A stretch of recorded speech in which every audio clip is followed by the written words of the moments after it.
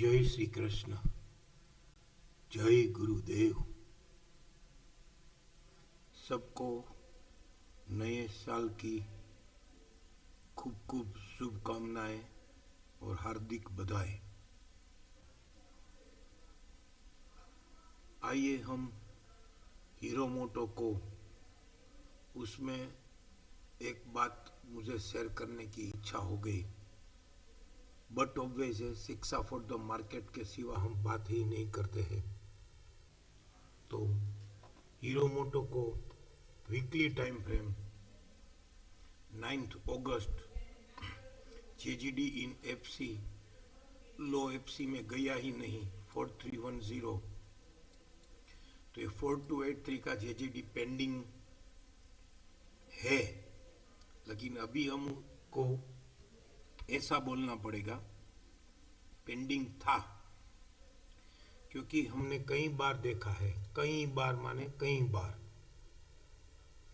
कि जिसका जेजीडी पेंडिंग होता है उसका राइजिंग 261 जब तक ट्रेड नहीं करता है तब तक वो उसका जेजीडी आता है। ये 4283 बाद में आया ही नहीं है और ये 4746 हाई साइड ट्रेड करके एफयूबी भी हो गया है। तो जिसका जेजीडी पेंडिंग हो और उसका राइजिंग 261 हाई साइड ट्रेड कर देवे तो इसका राइजिंग ऊपर का जो भी 4743 के ऊपर का जो भी टॉप है वो फॉल्स कन्वर्ट एक स्ट्रॉन्ग टॉप है, तो वो 90% आता ही है। लेकिन इसमें जेजीडी पेंडिंग में राइजिंग 261 ट्रेड कर दिया तो इसका एक जेडब्ल्यूडी पेंडिंग है 5 अक्टूबर का 6034, जो कि जेडब्ल्यूडी राइजिंग में था और मार्केट आरसी में गया ही नहीं, हाई 5890, तो इसका जेडब्ल्यूडी पेंडिंग है। और फॉर्चुनेटली इसका फॉलिंग 261 4845 टीवीएलएस है और इसका फॉलिंग 161 टीवीएचएस 5453 है।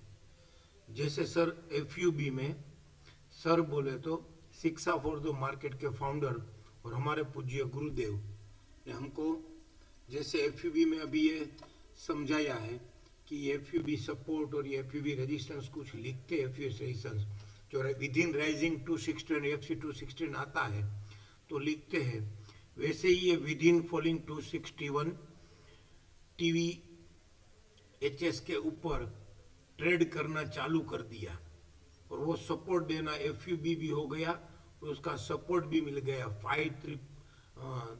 5333।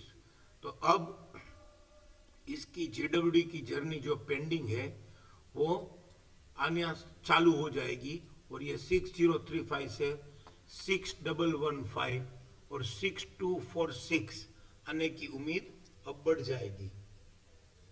तो मैं कहना ये चाहता हूँ कि ये 8 अगस्त का जेजीडी पेंडिंग ही रह गया और उसका राइजिंग 261 ट्रेड हो गया, तो जिसका जेजीडी पेंडिंग रह जाए राइजिंग 261 ट्रेड कर दे तो फिर उसका पुराना जो जेडब्ल्यूडी पेंडिंग हो वो आने की उम्मीद बढ़ जाती है और वो 99% अप्रोच उसको कर लेता है। तो ऐसे ये डेली में वीकली में इसका 8 अगस्त वाला जेजीडी पेंडिंग का राइजिंग 261 ट्रेड हो गया, तभी इसका पुराना ये जो जेडब्ल्यूडी पेंडिंग है 6034 वो आने की उम्मीद बढ़ गई है। लेकिन डेली में उसने काम किया है, ये डेली में भी आरएमएसएल हायर जोन से है 5694 है, ये हाईएस्ट हाई और लोएस्ट लो भी है मिल रहा है। तो हमको ये सब देखना है कि कैसे बिहेव करता है और कैसे ये 5659 उसने हायर साइड ट्रेड भी किया लेकिन आरएमएसएल हायर जोन से और वो उसका एक्सटेंडेड प्राइस 5697 है और ये जो भी उसने फॉल स्टॉप बनाया था पिंक, उस दिन वो स्टॉप एंड ड्यूज सेल हुआ था 5673, तो अब ये 5673 और 5697 हाई साइड ट्रेड करेगा तो फिर ये 6100 तक आ सकता है। डेली में भी इसका एक पेंडिंग जेजीडी है 30 सितंबर 2024 का। तो डेली में भी ये 5994 30 सितंबर 2024 का जेजीडी हम अगर जेडब्ल्यूडी पेंडिंग हम देखें तो वो हम उसको वो टारगेट के लिए यहाँ पे भी ये 5997 से लेके 6032 तक आराम से आ सकता है। वो कैसे आएगा, कौन सी थियरी अप्लाई करके आएगा, वो सब हमको अपने अपने ट्रेडिंग सेटअप जो भी जिस पे हमने टेम्परामेंट डेवलप कर लिया है उसकी हेल्प लेके इसका ये ट्रेडिंग ये टारगेट हम राइड कर सकते हैं।